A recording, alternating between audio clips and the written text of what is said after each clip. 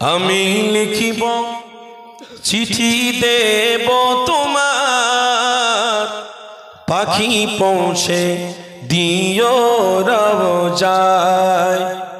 আমি লিখিব চিঠি দেব তোমার, পাখি পৌঁছে দিও রওজায়। বলুন না সুবহানাল্লাহ, আর একটু মোহব্বতে বলুন সুবহানাল্লাহ। আমি থাকব বসে আশায়, চিঠির উত্তর আসবে আমার গায়। আমি থাকব বসে আশায়, চিঠির উত্তর আসবে আমার গায়। আমি লিখিব চিঠি দেব তোমায়, পাখি পৌঁছে দিও রওজায়। বলুন না সুবহানাল্লাহ। আমি লিখিব চিঠি দেব তোমায়, পাখি পৌঁছে দিও রওজায়। কবে আসবে মদিনার পেগাম, গায়ে বাঁধব হাজিদের ইহরাম। কবে আসবে মদিনার পেগাম, গায়ে বাঁধব হাজিদের ইহরাম। আমি ঘুরব মদিনার চারিপাশ, দু চোখে দেখব সবুজ গুম্বাদ। আর একটু মোহব্বতে হবে না? নারে তাকবীর। আমি ঘুরব মদিনার চারিপাশ, দু চোখে দেখব সবুজ গুম্বাদ। আমি লিখিব চিঠি দেব তোমায়, পাখি পৌঁছে দিও রওজায়। আমি লিখিব চিঠি দেব তোমায়, পাখি পৌঁছে দিও রওজায়। তৃষ্ণায় কাতর আমার এই মন, তৃষ্ণা মেটাবে কূপে জমজম। জোরে হবে না? একটু মোহব্বতে হবে না? তৃষ্ণায় কাতর আমার এই মন, তৃষ্ণা মেটাবে কূপে জমজম। যে পানি মাখবো আমি সারা গায়, পাখি পৌঁছে দিও রওজায়। যে পানি মাখবো আমি সারা গায়, পাখি পৌঁছে দিও রওজায়। আমি লিখিব চিঠি দেব তোমায়, পাখি পৌঁছে দিও রওজায়। আমি লিখিব চিঠি দেব তোমায়, পাখি পৌঁছে দিও রওজায়। আল্লাহুম্মা সাল্লি আলা মাওলানা ওয়া আলা আলিহি সাইয়্যিদ।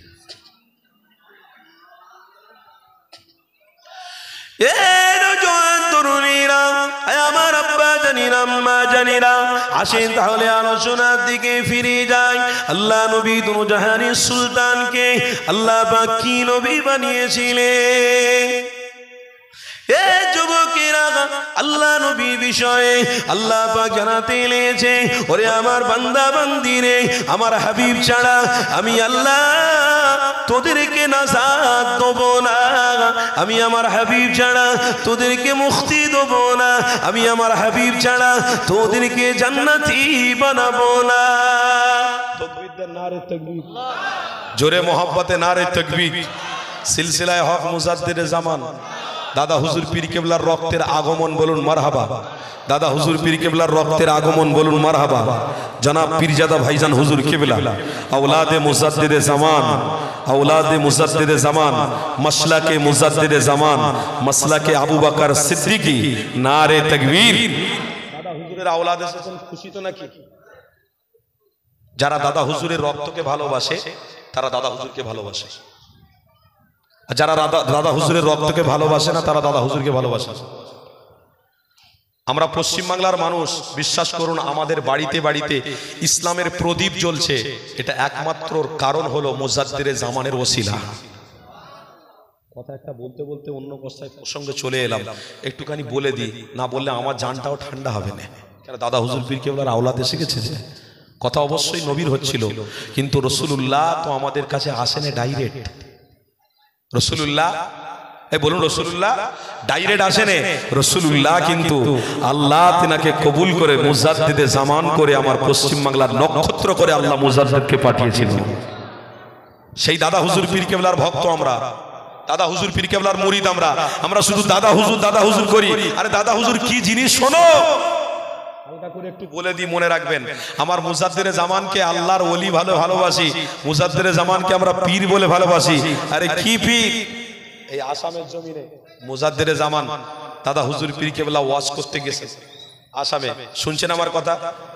এদিকে মনোযোগ দেন। আসামে যখন জলসা করতে গেছে আমার দাদা পীর, আসামের মানুষরা সবাই মিলে দাদা পীরকে ধরেছেন হুজুর। ওদিকে বাংলাদেশ আর এদিকে আমার ভারতবর্ষ, মাঝখানে একটা পানির নহর যাচ্ছে, মাঝখানে একটা সমুদ্র দেখা যাচ্ছে। হুজুর এই সমুদ্রের কোণে যতগুলো বাড়ি ছিল হুজুর সব ভেঙে ভেঙে ভেঙে চুরমার হয়ে গেছে। হুজুর আমরা জামানার মুজাদ্দিদকে পেয়েছি, আজকের দিনে একটু আমাদের বক্তব্যটা শুনতে হবে। মুজাদ্দিদে জামান বলেছিলেন, বাবা কি বলার বলো। দাদা হুজুরকে বলেছিলেন একটাও ঘর যেন আর কোনোদিন না ভাগে। হুজুর একটু আপনি বলে দেন, একটু আপনি কিছু করেন। দাদা হুজুর পীর কেবলা একটা লাঠি নিয়ে ইশারা করে সীমানা করে দিয়েছিলেন, ইশারা করে সীমানা করে দিয়েছিলেন। আজও পর্যন্ত আসামের মানুষ, তার বংশের ছেলেরা বেঁচে রয়েছে, আজও আমার মুজাদ্দিদে জামানের দেখানো সীমানা একটা ফুট এদিকে পানি আসার শক্তি রাখতে পারে না। আর একটু জোরে বলো, দাদা হুজুর কে? দাদা হুজুর কে বুঝতে হবে। আমার কি কোয়ালিটি আর দাদা হুজুরের কি কোয়ালিটি? এক ওয়াক্ত নামাজ পড়তে পারি না আমরা ভালো করে, নামাজ কাদা হচ্ছে, দাদা হুজুরের বিরুদ্ধে সমালোচনা হচ্ছে, দাদা হুজুরের আওলাদের বিরুদ্ধে সমালোচনা হচ্ছে, আমরা ভালো করে আমল করতে পারি না। কি করে আল্লাহ আমাদের প্রতি খুশি হবে সেই চেষ্টাটা না করে আমরা সমালোচনাদের সাথে শারিক হচ্ছি, সমালোচকদের সাথে আমরা আছি। খবরদার নয়, হাদিস ইন্নাল মুনাফিকিনা ফি দারকিল আসফালি মিনান নার, কোরআন বলছে মুনাফিকদের সাথী কোনোদিন হতে যাবে না। মুনাফিকদের কথাবার্তা থেকে এড়িয়ে থাকো। কেন? মুনাফিকরা হলো রাসূলুল্লাহর জামানে আবু জেহেলের অনুসারী, মুনাফিকরা হলো আবু জাহালের অনুসারী, এরা মুনাফিক। কাল রাসূলুল্লাহর বিরুদ্ধে মুনাফিকি করেছে, আজও আল্লাহর হাক্কানি ওলিদের বিরুদ্ধে মুনাফিকি করবে। ওগুলো শয়তানের রাস্তা, ওই শয়তানের রাস্তা ত্যাগ করা ইনশাআল্লাহ রাসূলুল্লাহ দেখানো রাস্তায় টিকে যাওয়া। জোরে বলুন। শয়তানের রাস্তা ত্যাগ করার জন্য মুজাদ্দিদে জামানকে নবী আসেনে বলে আল্লাহ পাঠিয়েছিল। সেই দাদা হুজুর পীর কেবলাকে মোহাব্বত করেছে আল্লামা রুহুল আমিন রহমাতুল্লাহ আলাইহি। কি কানামুলি সাহেব ছিলেন নাকি? চোখে কালা টালা ছিলেন নাকি? দাদা হুজুর ধরেছে কেন? আরো তো পীর সাহেব ছিলেন, দাদা হুজুর ধরেছে কেন? দাদা হুজুর পীর কেবলার কাছে এত বড় মাপের আলেম ডক্টর শহীদুল্লাহ, এত বড় মাপের শিক্ষিত যে 18 ভাষার এমএ, সুফি আব্দুল মুমিন সাহেব শুয়ে আছেন বাকুল শরীফে। প্রতাপ চন্দ্র সেন, যেনার নাম ছিল হিন্দু মানুষ, প্রতাপ চন্দ্র সেন, তেনার নাম কি দাদা হুজুর পীর কেবলা বলেছিলেন, প্রতাপ চন্দ্র সেন তোমার নাম নয়, সুফি আব্দুল মুমিন বাকুল শরীফে শুয়ে আছেন। দাদা হুজুরের উজ্জ্বল নক্ষত্র বসিরহাটে আল্লামা শুয়ে আছেন, বাংলাদেশে নিসারউদ্দিন রহমাতুল্লাহ আলাইহি শুয়ে আছেন, পিয়ারডাঙ্গা সরবার শরীফে দাদা হুজুর পীর কেবলার খলিফা শুয়ে আছেন। হ্যাঁ, কত বড় বড় সব খলিফাগণেরা শুয়ে রয়েছে, ওনারা সবাই মিলে এক বাক্যে দাদা হুজুর পীর কেবলার সহবাতে জিয়ে এক বাক্যে বলেছিলেন, যদি দাদা হুজুরের বিরুদ্ধে যে করবে সে আল্লাহ তার রসুলের বিরোধিতা করলো। কেন দাদা হুজুর পীর কেবলাকে আমরা আলেম সমাজ বলছি, ইনি হলেন এই জামানার জন্য মুজাদ্দিদ। আর একটু মহব্বতে বলুন, ইনি হলেন এই জামানার জন্য মুজাদ্দিদ। আল্লামা হুজুরও বলেছিলেন দাদা হুজুরের বিরোধী করা মানে শরিয়াতের বিরোধী করা হবে। আজ সেই দাদা হুজুরকে এতগুলো আলেম সাপোর্ট করলো, আর আজকের দিনে কেউ কেউ দাদা হুজুরের থেকে বড় হয়ে গেল, দাদা হুজুরের রক্তকে অপমান করবে, দাদা হুজুরের আওলাদদের বিরুদ্ধে কথা বলবে। এটা কোনোদিন আমরা মানতে পারি না। দাদা হুজুরের আওলাদদেরকে সম্মান করা মানে দাদা হুজুরকে ভালোবাসা। কথা ঠিক না ভুল বলছি? দাদা হুজুরের আওলাদদেরকে সম্মান শ্রদ্ধা করা মানে দাদা হুজুরের রক্তকে সম্মান করা হবে। কেন তেনাদের গায়ের রক্ত আর আমার গায়ের রক্ত আসমান জমিনের পার্থক্য আছে না নেই? এ আসে না নেই? দাদা হুজুর পীর কেবলার রক্ত আর আমি আর আপনি, আসমান কোথায় আর জমিন কোথায়? তারপরে 7টা আসমান রয়েছে, 7 তবক আসমান ভেদ করে আরশে মহল্লা। কোথায় দাদা হুজুর আর কোথায় আমি? এক করতে যাবেন না। দাদা হুজুর পীর কেবলাকে যারা ভালোবাসেন, দাদা হুজুর পীর কেবলাকে পীর বলে যারা মোহাম্মত করেন, আজ থেকে বলছি দাদা হুজুরের আওলাদ অনেকগুলো আছে। যদি আপনার ভালো না লাগে আপনি বিরোধী করবেন না, সরে যাবেন। দাদা হুজুর পীর কেবলাকে মোহাম্মত করেন, তার আওলাদদেরকেও সেই ভালো চোখে দেখবেন। বলুন ইনশাআল্লাহ, জোরে বলুন ইনশাআল্লাহ। দাদা হুজুরের আওলাদদেরকে ভালোবাসা অবশ্যই আমাদের দরকার। কেন? দাদা হুজুর পীর কেবলা আমাদের জন্য ইহসান করেছে। কোরআন বলছে ইল্লাল ইহসানু ইল্লাল ইহসান, হাল জাযাউল ইহসানু ইল্লাল ইহসান। তার মানে যে ব্যক্তি ইসলামের প্রচার প্রসার করে বাড়িতে বাড়িতে ইসলামের আলো প্রদীপ জ্বালিয়ে গেছে, ওর থেকে বড় ইহসান আর কেউ করতে পারে? বড় উপকার আর কেউ করতে পারে? যেমন আপনার মা আপনাকে বড় করেছে, আপনি যদি বলেন আমার মায়ের হক আদায় করে দেবো, পারবেন? পারবেন? আপনার আব্বার হক আপনি আদায় করতে পারবেন? ছেলেদের, যুবক ছেলেদের বলছি, কেউ কেউ যুবক ছেলেরা তো মনে করে আমার বাপকে আমি হজ করিয়ে দিয়েছি, 4 বার উমরা করে দিয়েছি, হক আদায় হয়ে গেছে। অত সহজ নয়। বাপকে সোনার ঘড়ি দিয়েছি, বুড়ো বয়সে সোনার ঘড়ি পড়ুক। বাপকে ভালো ভালো আঙ্গুর, আপেল, বাজার থেকে সুন্দর সুন্দর ভালো ভালো খাবার আমার বাপের জন্য আমি নিয়ে এসে দিচ্ছি। আমার বাপের হক 100% আমি আদায় করে দিয়েছি। বোকামো হবে। আল্লাহ নবী বলেছিলেন, সাহাবী তোমার বাপ আর মায়ের হক তুমি কোনোদিন আদায় করতে পারবে না। সহিহ বুখারীর হাদিসের মধ্যে আছে, সাহাবী তার মাকে কোলে করে নিয়ে উমরা করেছিলেন, তাওয়াফ করেছিলেন, সাই করেছিলেন। রাসূলুল্লাহকে বলেছেন, হুজুর আমি হক আদায় করে ফেলেছি আমার মায়ের। আমার নবী মুচকি হাসি হেসে ফেললেন, এই বাবা সাহাবী আব্দুল্লাহ, তুমি হক আদায় করোনি, তোমার মাকে কাঁধে করে নিয়ে তুমি ঘুরেছো, মানে আল্লাহর জান্নাতকে তুমি কাঁধে করে নিয়ে ঘুরেছো। আল্লাহর জান্নাতকে কাঁধে করে নিয়ে তুমি ঘুরেছো। হুমা জান্নাতুকা হুমা নারুকা, তোমার জন্য তোমার আব্বা জান্নাত, তোমার জন্য তোমার মা জান্নাত, তোমার জন্য তোমার আব্বা জাহান্নাম, তোমার জন্য তোমার মা জাহান্নাম।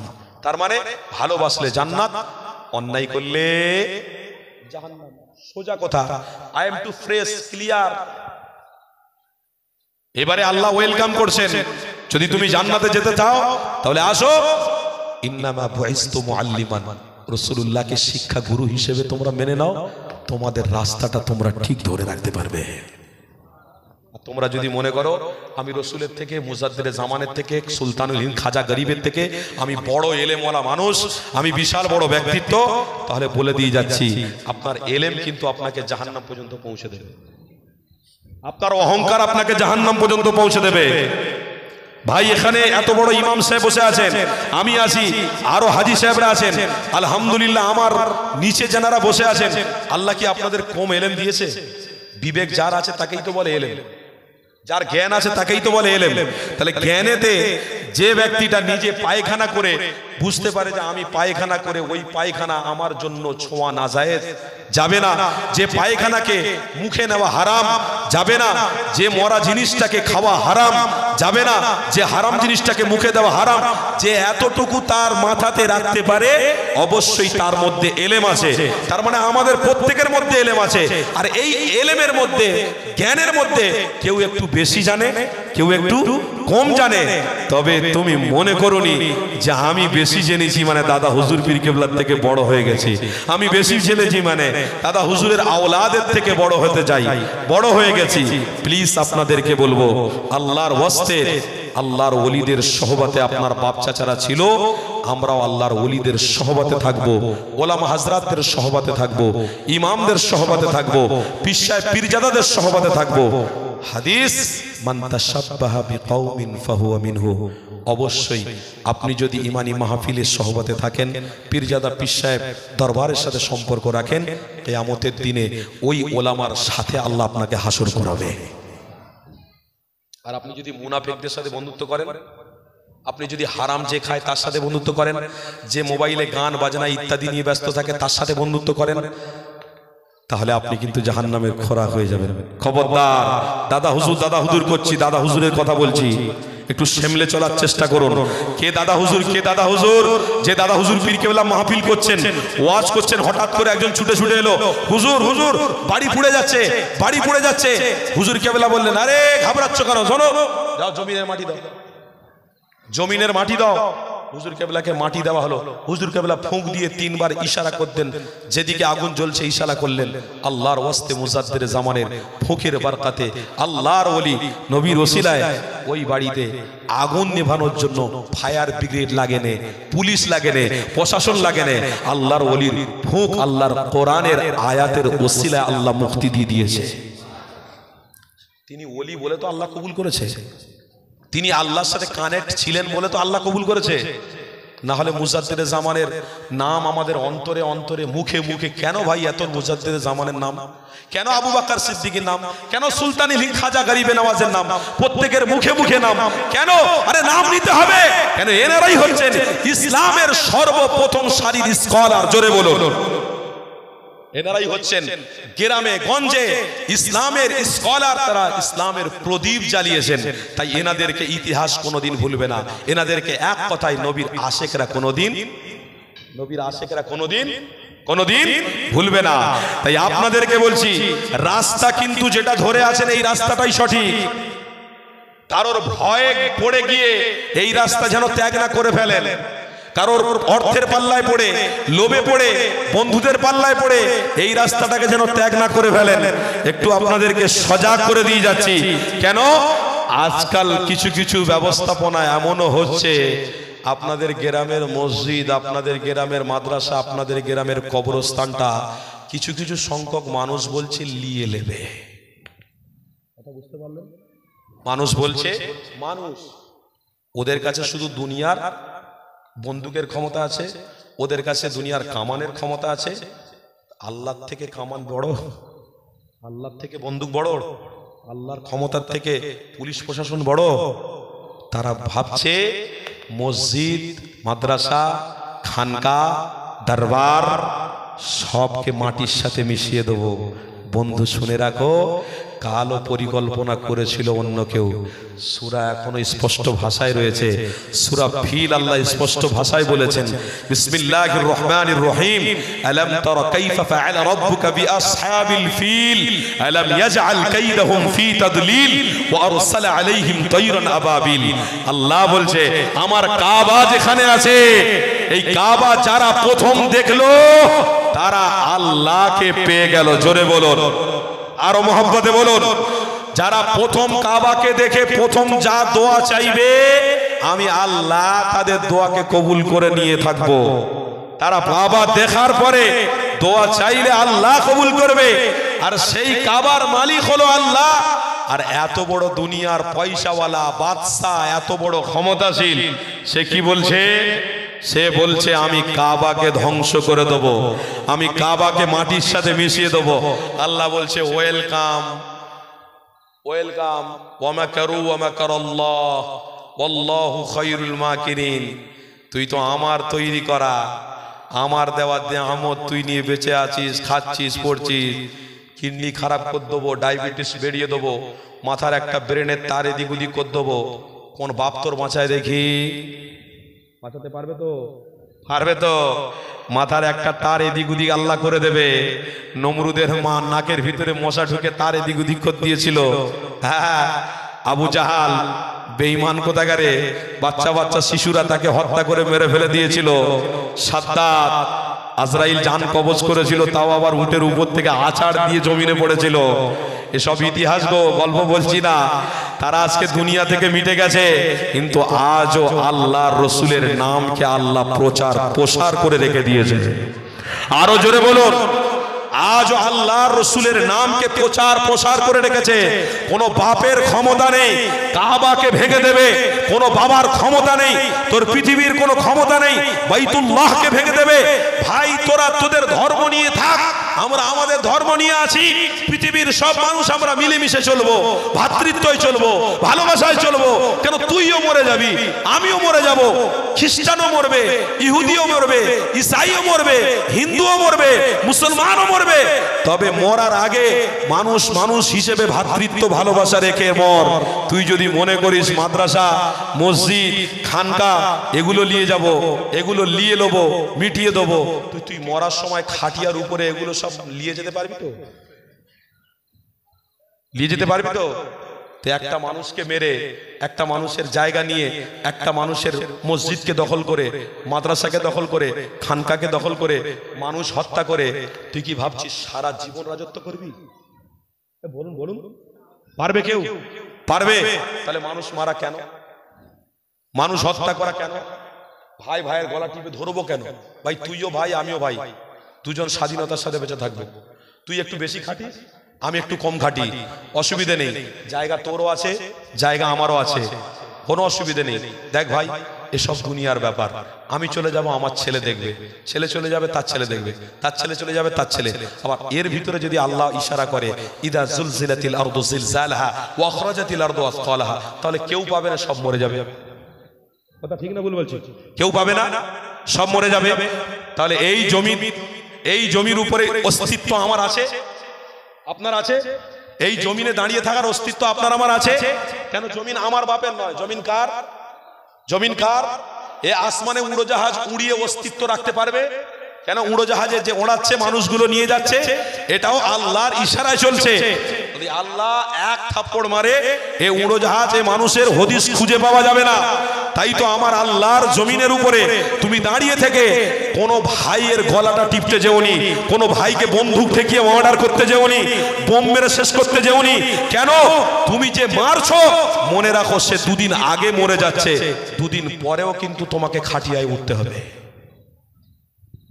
দুদিন পরেও, হিংসা এত করার পরেও কিন্তু বেঁচে থাকতে, বলুন বলুন, বেঁচে থাকতে পারবে না। দুদিন পরেও কিন্তু তোমাকে খাটিয়ায় উঠতেই হবে। তাহলে দুদিন আগে তুমি গলা টিপে মেরে ফেলে দেওয়ার পরিকল্পনা কেন করছো? আমার জাতি মুসলমান ভাইদেরকে দুটো হাত জড়ো করে বলে দিয়ে যাচ্ছি, যতদিন বাঁচবেন ইবাদত, রাসূলের প্রেম নিয়ে আমরা বেঁচে থাকবো। বলুন ইনশাআল্লাহ। আরো জোরে বলুন, আরো মহব্বতে বলুন। কোন ভাইয়ের সাথে হিংসা করে মরে যেতে চাই না, কোন বাপের সাথে হিংসা করে মরে যেতে চাই না, কোন মায়ের বিরুদ্ধে কথা বলে মরে যেতে চাই না, কারোর বিরুদ্ধে কোন পরিকল্পনা করে আমি মরে যেতে চাই না। যতদিন বাঁচবো আল্লাহ যতদিন রাখবে, ঈমানদার এবং স্বাধীনতার সাথে মহব্বতে নিজে বাঁচবো, অপরকে বাঁচার জন্য সুযোগ করে দেবো। জোরে বলুন ইনশাআল্লাহ। তাকবীর দেন, নারে তাকবীর। শয়তান তাড়ানোর জন্য ঈমানের জোশটাকে একটু আরো বাড়িয়ে দেন, নারে তাকবীর। কেন? আপনি যে হিংসাটা করছেন, ওই হিংসাটা করে আপনি কিয়ামত পর্যন্ত বাঁচতে পারবেন না। তদরূপ আপনাকে আল্লাহর নবী বলে গেছেন, হে পৃথিবীর মানুষ, তোমরা হিংসা নয় ভালোবাসা নিয়ে তোমরা চলো। আমি রাসূলুল্লাহ যে জাহাজে রয়েছি, ওই জাহাজের পাইলট আমি মুহাম্মদ রাসূল। ওই জাহাজে উম্মতরা আসবে, ওই জাহাজটা গিয়ে জান্নাতে ঠেকবে, কিনারা হবে, উম্মত জান্নাতে যাবে রাসূলুল্লাহর সাথে সাথে। জোরে বলুন।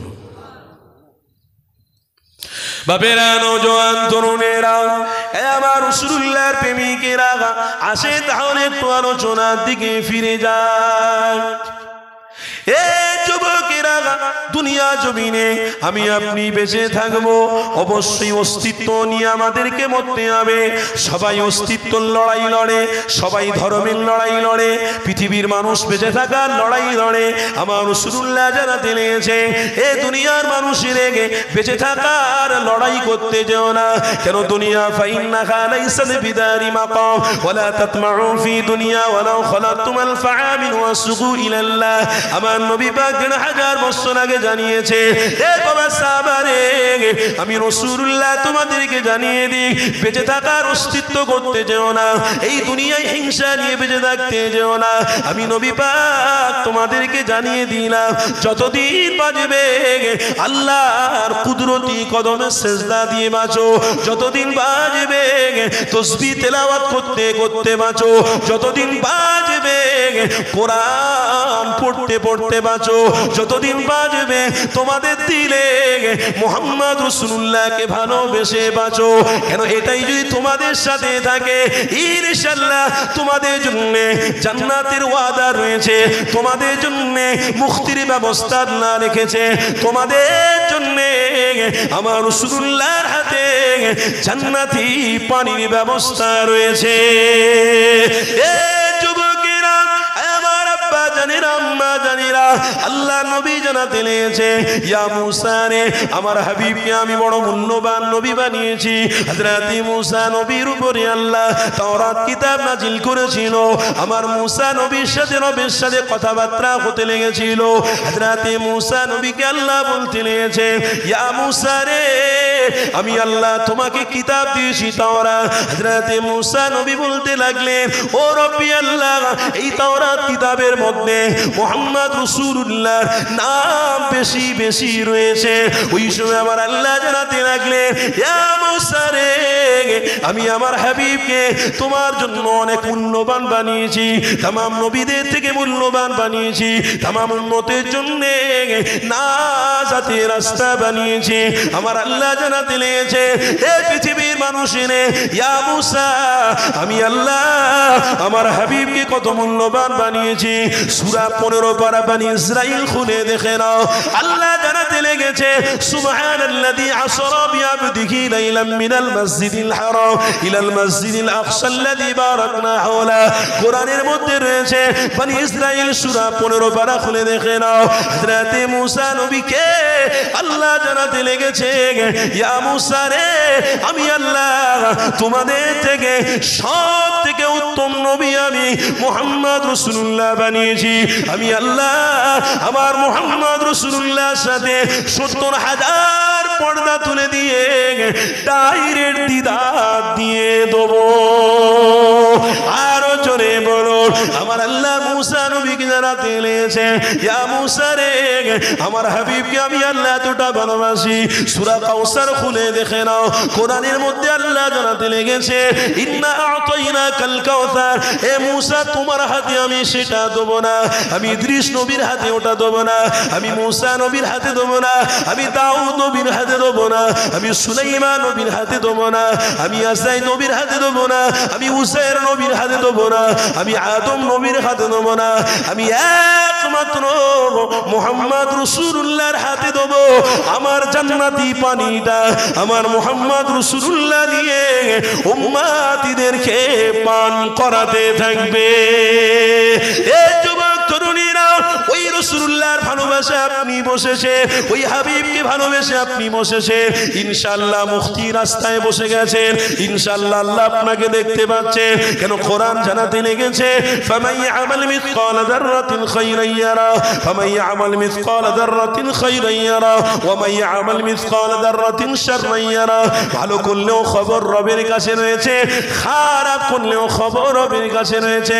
আল্লাহ আমাদেরকে ভালো রাস্তায় কবুল করেছে, এই রাস্তায় আমরা থাকবো, কোনো শয়তানের রাস্তায় যাব না, কোনো শয়তানের পথে অবলম্বন করব না। এ যুবক তরুণীরা অনেক শয়তানি রাস্তা বিস্তার করে দিয়ে উম্মতে মুহাম্মাদীদেরকে গান বাজনার দিকে নিয়ে যাবে, নারীদেরকে জিনার দিকে নিয়ে যাবে, অন্যায়কারীদেরকে অন্যায়ের সঙ্গে জুড়িয়ে দেওয়া হবে, হারাম বিস্তার করে দেওয়া হবে। এই হারামের ভিতরে আমার মুসলমান জাতিরা বেশি বেশি করে ঢুকে যাবে। যখন কোনো রোজি রোজগার থাকবে না, এই হারাম জিনিসগুলো বিক্রি করে করে আমার সমাজের ছেলেরা ভ্যান না চালিয়ে রাজমিস্ত্রির না কাজ করে এই হারাম জিনিসগুলোর ব্যবসা তারা শুরু করে দেবে। তার মানে মদের ব্যবসা আমার মুসলমানের ছেলেরা করতে লাগবে। এই যুবক তরুণীরা, এর থেকে মরে যাওয়া আমার আপনার জন্য অনেক ভালো। কেন? আমার হাবিবুল্লাহকে আল্লাহ কি নবী বানিয়েছে, আমার হাবিবুল্লাহর বিষয়ে আল্লাহ কি জানাতে লেগেছে। এই দুনিয়ার মানুষেরা আমার নবী রক্ত জড়িয়েছে, আমার নবী তাকে শহীদ করেছে, আমার হাবিবের বিষয়ে তোদের কাছে জানিয়ে দিলাম। ইন্না আতাইনাকাল কাউসার ফাসাল্লি লিরাব্বিকা ওয়ানহার ইন্না শানিয়াকা হুয়াল আবতার। এই ইন্না শানির তাফসীর যদি আপনি খুলে দেখতে চান, এই যুবকেরা তাফসীরে কাসির খুলে দেখেন। ইন্না শানিয়াকা হুয়াল আবতার, যারা আমার নবীর মর্যাদাকে ছোট করবে, যারা আমার নবীর সম্মানকে ছোট করবে, আমি আল্লাহ তাদেরকে দুনিয়ার জমিনে বড় বড় রোগ দিয়ে আমি কানা করে মারবো, আমি আল্লাহ তাদের বুবা করে মারবো, আমি আল্লাহ তাদের ঘন ঘন স্ট্রোক দিয়ে মেরে দেবো, আমি আল্লাহ তাদেরকে বোবা কানা বানিয়ে দেবো, আমি আল্লাহ তাদেরকে মুনাফিক করে মৃত্যু দেবো। এক কথা, আমি আল্লাহ তাদের কাফির বানিয়ে দেবো।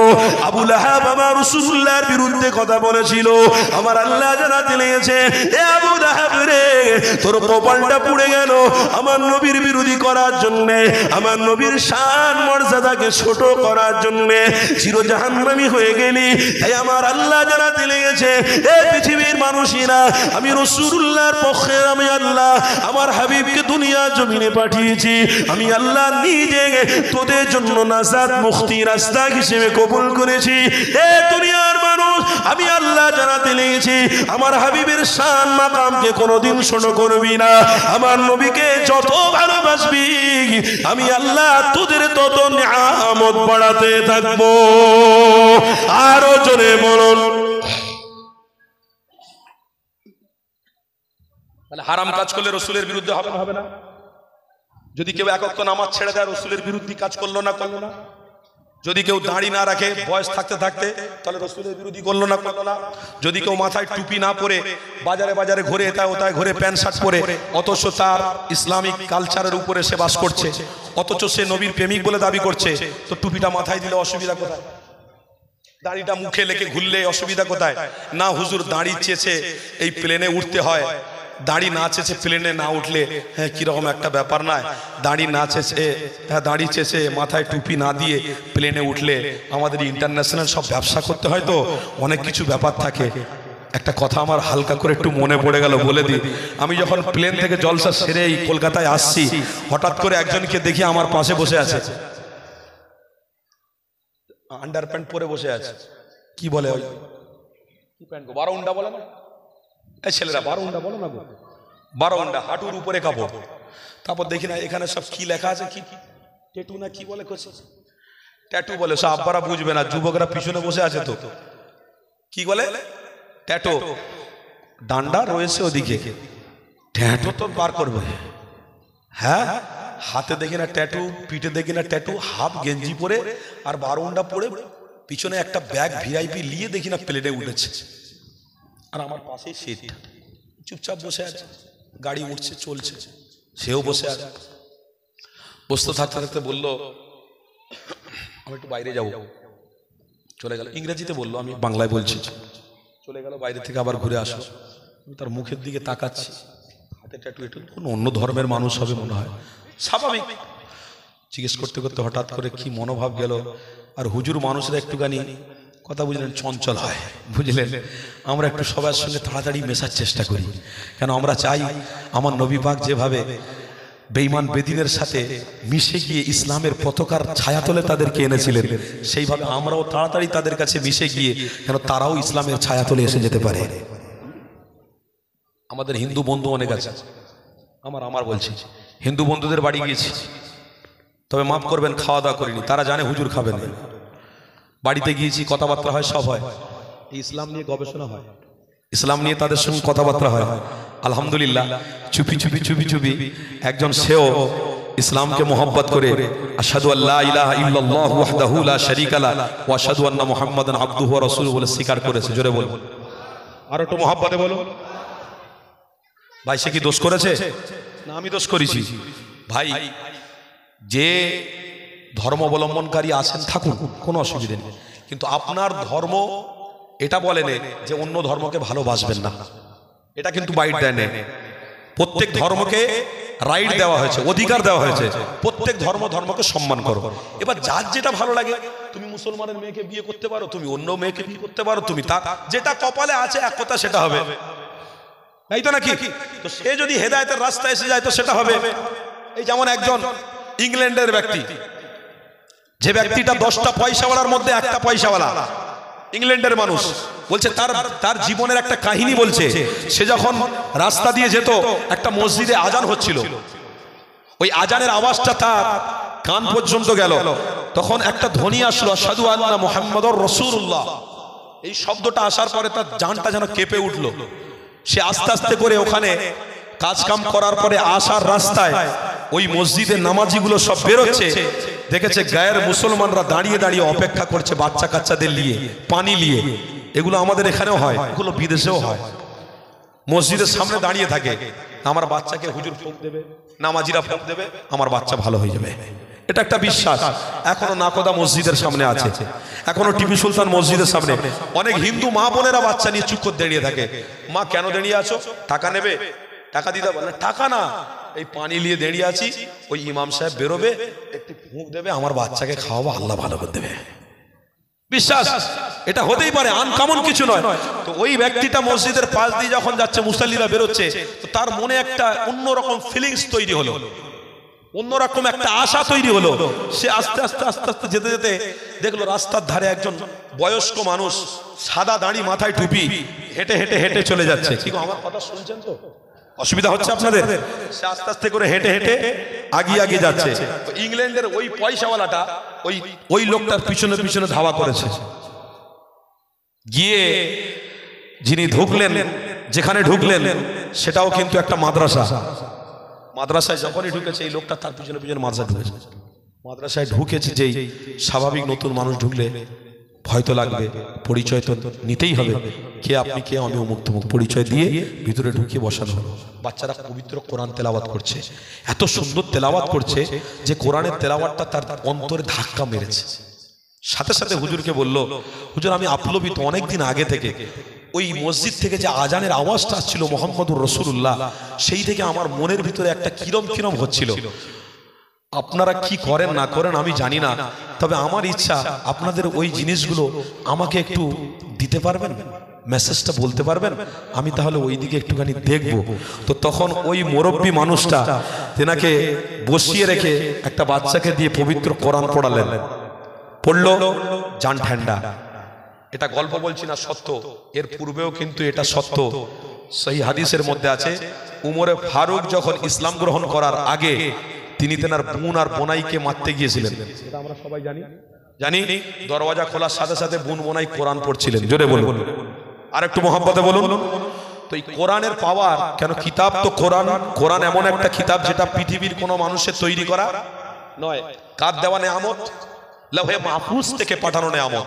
এটা এসেছে আমার নবীর, স্পেশাল নবীর জন্য, নবীর উপরে উম্মতের ভালাইয়ের জন্য। নবী থাকবে না, উম্মত কোরআন দেখবে, রাসূলুল্লাহকে পেয়ে যাবে। জোরে বলো। সেই জন্য কোরআন যখন বাচ্চাটা পড়ছে তখন অন্তরটা চেপে গেল, অন্তরটা নরম হয়ে গেল, শীতল হয়ে গেল। না আস্তে আস্তে নামাজের সময় হয়ে গেল, নামাজ পড়লো।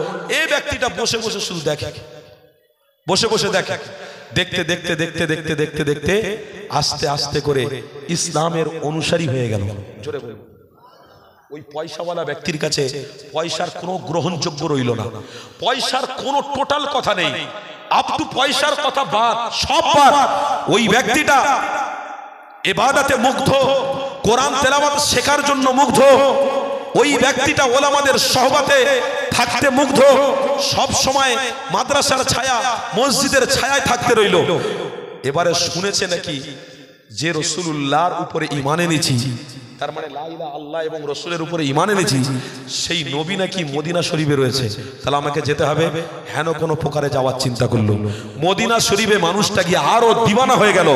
সেইখানে হাত দুটো তুলে তুলে বলছে, এ পৃথিবীর মানুষ, আমার কাছে অর্থ ছিল, আমার কাছে বাড়ি ছিল, আমার কাছে ঘর ছিল, আমার কাছে নারী ছিল, আমার কাছে সুখ ছিল, আমার কাছে শান্তি ছিল। বিশ্বাস করো পৃথিবীর মানুষ, যবে থেকে আমি ইসলামকে গ্রহণ করেছি, রাসূলুল্লাহর আদর্শের উপরে চলেছি, এর থেকে বেশি শান্তি পৃথিবীর কোন জিনিসে আমি লাভ পাইনি। আরেকটু মহব্বতে বলুন, আরেকটু মহব্বতে বলুন। তাহলে একটা কথা এখানে টুক করে বলে দিই, আপনারা স্কুলে চাকরি করেন, 10টা মাস্টারের মধ্যে 8টা মাস্টার হিন্দু, আর আপনি দুটো মাস্টার মুসলমান।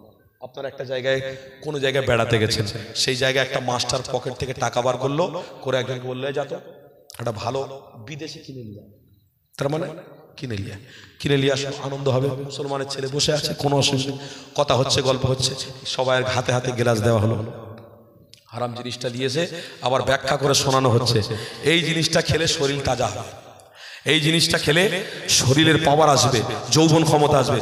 মুসলমানের ছেলে বলছে, বাহারে ভালো জিনিস, আমরা তো জানতুনি, খুব ভালো। গ্লাস হাতে হাতে দেওয়া হলো, মদের উদাহরণ দেওয়া হয়ে গেল, এবারে মদগুলো সবার হাতে হাতে ঢেলে দেওয়া হলো, সবাই খাচ্ছে। আর মুসলমানের বাচ্চা যখন পান করছে, তখন বলছে, হুজুররা তো বলেছে পানি খাওয়ার দোয়া, সাকাহুম রাব্বুহুম শারাবান তাহুরা। এ কি করেছে, পানি খাওয়ার দোয়া বলে হারাম জিনিস ও জানে, তারপরেও বলছে যা হবে ফ্রি পেচ্ছি যখন ছেড়ে লাভ কি আছে, ফ্রি দিচ্ছে তো, ও বিসমিল্লাহ বলে খেয়ে দিয়েছে। পানি দোয়া পড়লো পানি খাওয়ার, আবার বিসমিল্লাহ পড়লো, তার মানে কি মনে করছেন, হালাল হয়ে গেল, হালাল হয়ে গেল। অত সহজ। আপনি মুসলমান, আপনি ইমানদার। যে ব্যক্তিটা ইমানদার ছিল না, ওই ব্যক্তিটা রাসূলুল্লাহর আদর্শের উপরে এসে তার অর্থ, তার গাড়ি, নারী, বাড়ি, টাকা, ক্ষমতা সবকিছু ছেড়ে ইসলামের অনুসারী হয়ে, মুসলমান হয়ে জীবনটাকে অতিবাহিত করার চেষ্টা করছে। আর আজকের আমার ঘরের বাচ্চা মাস্টারি চাকরি করে, 8জন মাস্টার হিন্দু গায়ের মুসলমান, তুমি 2টো মাস্টার মুসলমান, তো তুমি তাদের সাথে হারাম জিনিসটা ধরলে কি করে? তুমি সেইখানে বলতে তো পারতে, তোমার ধর্মে এটা হালাল হতে পারে, কিন্তু আমার ইসলামে এটা হারাম, এটা চলবে না, এটা নিষেধ। যখন তুমি একবার তাদের মুখের সামনে বলতে, খোদার কসম বলছি দ্বিতীয়বার তোমার সামনে আর তারা পান করার সাহস পেত না, লজ্জা করত, সাহস পেত না। তারপরের দিন সে গবেষণা করত যে কেন এই ছেলেটা মানা করলো, কেন এই ছেলেটা পান করবে না বলছে, বিষয়টা কি? তারা এসে সবাই ধরে জিজ্ঞাসা করতো, ভাই বিষয়টা কি বল দেখিনি। এবারে এ আস্তে আস্তে কোরআন দিয়ে, হাদিস দিয়ে বিষয়টাকে মুহাম্মদ রাসূলুল্লাহ পর্যন্ত নিয়ে যেত। তখন ওই ব্যক্তিটার দিলেতেও আল্লাহ ইমানের নূর দিয়ে লা ইলাহা ইল্লাল্লাহর ছায়াতলে ইসলামে শরীক হয়ে যেত। আর একটু জোরে বলো। এটা আমাদের কর্তব্য, দায়িত্ব আছে, তাহলে এটা আমরা করি না। আমরা ফ্রি পেলে গলা পর্যন্ত দেখি, ফ্রি পেলে গলা পর্যন্ত, যা দেবে হুড়ে তাই লেবে পেটে, একদম হুড়ে দাও। দুজন পাশাপাশি ব্যবসা করছি, একজন ভাই আমার সিগারেট পকেট ফ্রি বার দে, বলবো খেল খেল, দুজন ধরে দিল, ধরিলে সিগারেট ফ্রি পেয়েছি, ছেড়ে কি লাভ আছে? ওই ব্যক্তিটা যে সবজির ব্যবসা করছে, ওই ব্যক্তিটা মুসলমান, ওই ব্যক্তিটা ইমানদার, ও তখনই যদি বলতো, বন্ধু এটা আমার জন্য মাকরুহ তাহরিমি, চলবে না, মাকরুহ তানজিহি তাহরিমি দুটো আছে, দোস্ত চলবে না, এটা আমার জন্য, এটা তোমার জন্য ঠিক আছে। বন্ধুটা যদি সিগারেট পান করতো, তার পিছনে পড়তো, সামনে করতো না, কেন আমার বন্ধু এটা পান করে না, এটা পান করে না। তাই আমরা আজকে ইসলামকে তো সহজে নিয়ে ফেলেছি, বুঝছেন না? বন্ধু আছে, হই হই তারাও করছে, আমরাও হই হই করছি, সীমাবদ্ধ রাখিনি। তার মানে আমাদের অস্তিত্ব আমরা নিজেরাই হারিয়ে ফেলছি। এখানে আপনাদেরকে চিন্তা করতে হবে, একটু ভাবতে হবে, চিন্তা করতে হবে।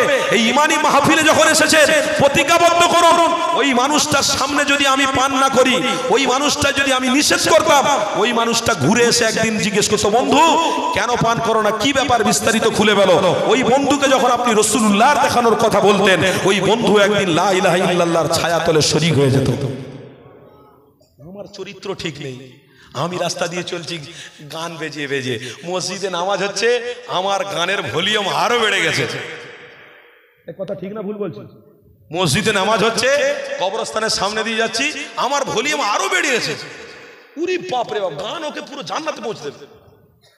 গান পুরো জান্নাতে পৌঁছে দেবে। নামাজিরা নামাজ পড়ছে, আরে বেয়াদব তোর গানের থেকে নামাজের মূল্য কত জানিস? জানিস ওয়া আকিমুস সালাহ, যে নামাজের জন্য আল্লাহর কুদরতি সেজদা দিল সে অবশ্যই আল্লাহর জান্নাতি হয়ে গেল। একটু মোহাব্বতে বলুন, আরো আওয়াজ দিয়ে বলুন।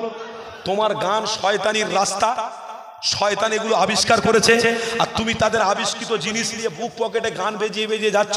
হুঁশ নেই তুমি মুসলমানের বাচ্চা। ওদিকে গান চলছে হারামের জিনিস, আর ওদিকে নামাজ হচ্ছে, ইমাম সাহেব নামাজ পড়াচ্ছে। একজন মুসাল্লির নামাজের মন যদি তোমার গানের দিকে চলে আসে, দায়ী হয়ে যাবে তুমি। কত বছর ইবাদত করতে পারবে? তার গুনার ভার তোমার আসবে। হ্যাঁ, তুমি যে এত বড় অন্যায় করলে, এ গুনাহ আল্লাহ মাফ করতে পারে, নাও করতে পারে। তুমি জানো কি ক্ষতি করেছো। তো সেই জন্য আপনাদেরকে অনুরোধ করে হাত দুটো জড়ো করে বলছি, বাপ শরিয়াতের উপরে আমাদেরকে বেঁচে থাকতে হবে। এটাই হলো আমাদের মূল জায়গা, এটাই হলো মূল রাস্তা। বাস সোজা কথা, একটা কথা, এটা আমাদের জন্য মূল রাস্তা, এটা আমাদের জন্য মূল জায়গা। এই রাস্তা যদি আমরা ধরে রাখতে চাই, তাহলে শর্ত হলো 1 নম্বরে ঈমান। আমরা ঈমান এনেছি, বলুন আলহামদুলিল্লাহ। 2 নম্বরের শর্ত হলো নামাজ। নামাজ পড়বো সবাই, বলুন ইনশাআল্লাহ। না জোরে বল, সবাই বলুন। হ্যাঁ, পিছনে জওয়ান যুবক ছেলেরা বলো ইনশাআল্লাহ। ইনশাআল্লাহ শুনতে পাইনি আমি, আপনারা চুপ করে থাকেন তো। এই বলো তো বাবা ইনশাআল্লাহ, জোরে বলো আরেকবার ইনশাআল্লাহ। বাস 3 নম্বর হয়ে গেল। কমিটি না, কমিটি ছেড়ে নামাজ পড়ো। ওরে বাবা টাকা দেবে না আমার বললে কি বলে বলে চাচা ইমাম সাহেব এক্ষুনি গেলে বলবে হুজুর আমাদের টাকা পয়সা বলতে হচ্ছে। হ্যাঁ, অবশ্যই বলার দরকার আছে। কমিটি হোক আর যেই হোক, আল্লাহর দাস দাসের মতন কাজ করে মরবো, বলুন। আরে আমরা কারো গোলাম নয়, কারো দাস নয়, আল্লাহর দাস। কার দাস আমরা? কার গোলাম? কার গোলাম? তাহলে আল্লাহর গোলামতি করে মরবো। আল্লাহর গোলামতি করে মরতে চাই, সে কমিটি হোক আর বিনা কমিটি হোক। আল্লাহর গোলামতি যদি করেছো, যুবক তোমার জন্য জান্নাতের বিছানা থাকবে, জান্নাতের বিছানা থাকবে। আর তুমি যদি আল্লাহর গোলামতি না করো, তো তোমার জন্য কবরটা জাহান্নামের গাড্ডা হয়ে যাবে। এই তো কিছুদিন আগে একটা লাশকে দাফন করা হয়েছে, একদিনের পরে দেখা যাচ্ছে ওই কবর থেকে আগুন উঠছে। আল্লাহ দেখাতে পারে না? আল্লাহ পারে না? আরবের একটা খবর হাসতে করে বলে দিই, এই কিছুদিন আগে এক বাপের একটা ছেলে BMW গাড়ি চালাতে গিয়ে লরির তলায় পড়ে মরে গেছে, শেষ হয়ে গেছে। মুসলমানের বাচ্চা দাফন করা হয়েছে। তার বাপের অর্থ টাকা অনেক অনেক। বাপ চিন্তা করলো, আমার এই টাকা নিয়ে আমি একা কি করে বাস করব। ছেলে তো চলে গেল, তার জন্য তো অনেক কিছু করার চিন্তাধারা ছিল। সে যখন চলে গেছে, তো তার জন্য আমি ময়না তদন্ত করব, লাশটাকে তুলবো। মুফতি সাহেবের কাছে গেছে, মুফতি সাহেব ফতোয়া দিলেন, যাও লাশটা তোলা যাবে। বলে লাশটা তুলেছে, কেবলমাত্র 4 ঘন্টার ব্যবধান ছিল। কত ঘন্টা? 4 ঘন্টার ব্যবধান ছিল। এই 4 ঘন্টার মধ্যে লাশ যারা খুলতে গিয়েছিল কবর, যারা কবরটাকে সরিয়ে লাশ তুলবে, এই 4 ঘন্টার মধ্যে না কোনো বড় প্রাণী গেছে, না সিংহ গেছে, না হাতি গেছে, না কোনো আল্লাহর মখলুক গেছে।